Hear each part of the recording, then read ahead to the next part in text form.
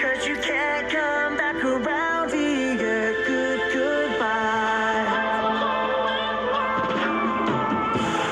Live from the rhythm, it's something wild, venomous. Enemies trying to read me, you're all looking highly illiterate. Blindly forgetting if I'm in the mix, you won't find an equivalent. I've been here killing it longer than you've been alive, you idiot. And it makes you so mad, somebody else could be stepping in front of you. And it makes you so mad that you're not the only one, there's more than one of you. And you can't understand the fact that it's over and done. Hope you had fun, you got a lot to discuss on the bus headed back where you're from. So say goodbye and hit the road. Pack it up and disappear. You better have some place to go, 'cause you can't come back around here. Goodbye.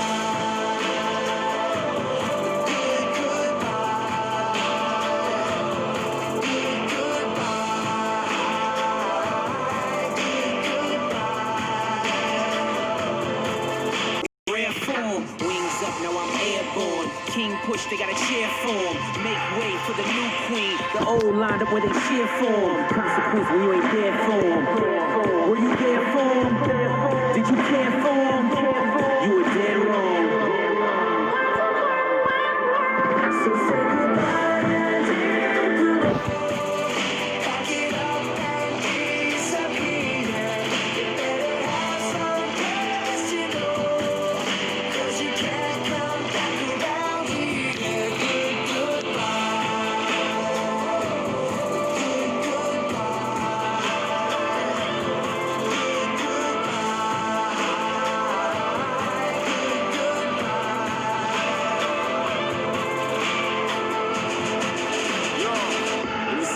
To my demons, let me say goodbye to my past life. Let me say goodbye to the darkness. Tell them that I'd rather be here in the starlight.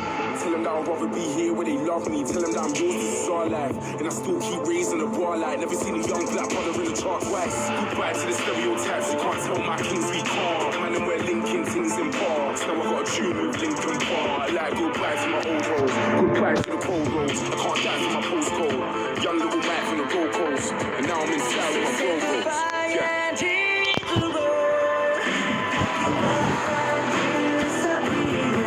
You better have some place to go, 'cause you can't come back around here. Goodbye.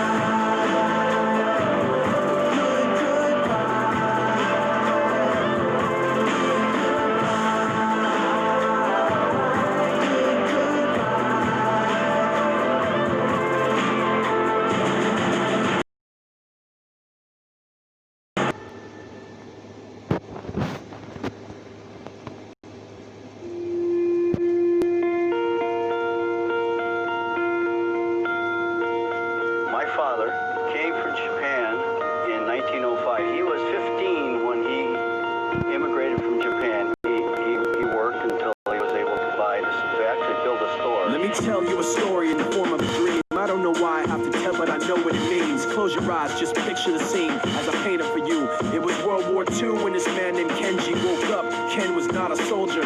He was just a man with a family who owned a store in LA. That day, he crawled out of bed like he always did, bacon and eggs with wife and kids.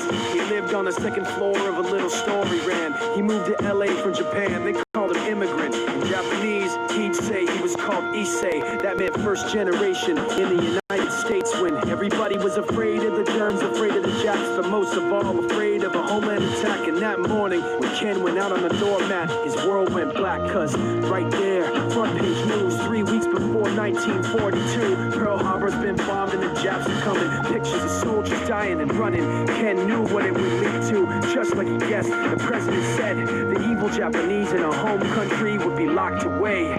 They gave Ken a couple of days to get his whole life packed in 2 bags. Just 2 bags.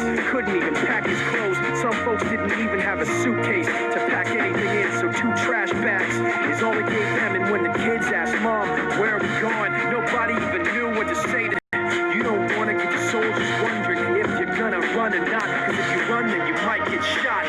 Other than that, try not to think about it. Try not to worry about it being so crowded. Someday we'll get out. Someday. As soon as war broke out, the FBI came and they just come to the house and you have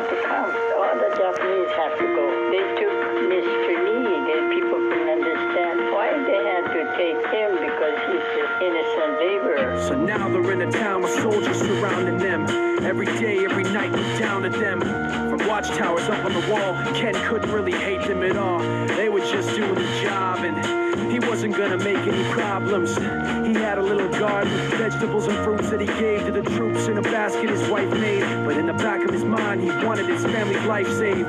Prisoners of war in their own damn country, what for? As time passed in the prison town, he wondered if he'd live it down if and when they were free. The only way out was joining the army, and supposedly some men went out for the army, signed on, and ended up flying to Japan with a bomb. That 15-kiloton blast put an end to the war pretty fast. 2 cities were blown to bits. The end of the war came quick, and Ken got out big hopes of a normal life with his kids and his wife. But then they got back to their home, and what they saw made them feel so alone. These people had trashed every room, smashed in the windows and bashed in the doors, written on the walls and the floor, "Japs not welcome anymore." And Kenji dropped both of his bags at his sides and just stood outside. He looked at his wife without words to say. She looked back at him, wiping tears away, and said, "Someday we'll be okay, someday." Now the names have been changed, but the story's true. My family was locked up back in 42.